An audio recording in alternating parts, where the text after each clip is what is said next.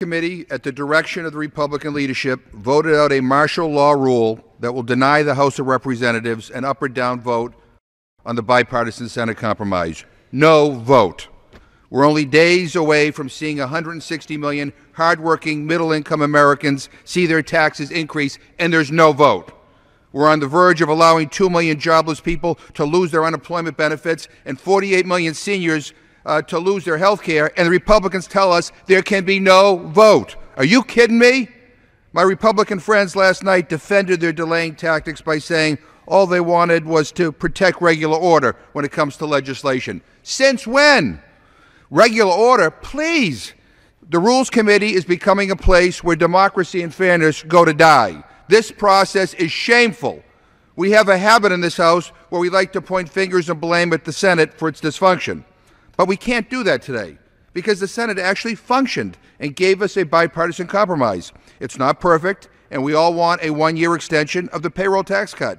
But as we struggle to find acceptable pay-fors, which up to this point we have not been able to do, the U.S. Senate has provided us with a bridge to get there.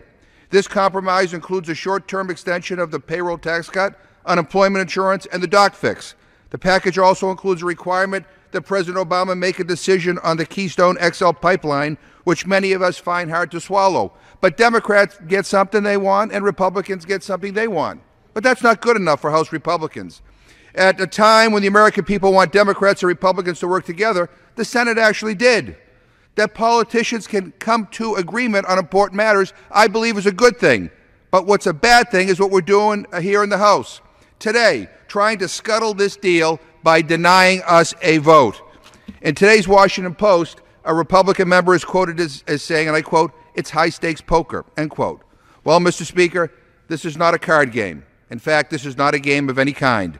Let me inform my Republican colleagues that this is real life with real people and real consequences. I would say to the Republican leaders of this House, show us that you can govern.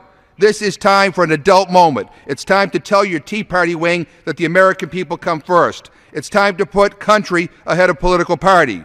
We're less than 12 days away from a tax increase on middle-class Americans, and instead of doing what's right for 160 million Americans, the Republican leadership is playing politics, denying us a vote, and ensuring that today, when all is said and done, we will accomplish absolutely nothing for the American people. I urge my colleagues on both sides of the aisle, vote down this rule. Don't leave town until we have a chance to vote on the Senate compromise so that we can ensure that millions of our fellow citizens don't see their taxes going up during these difficult economic times.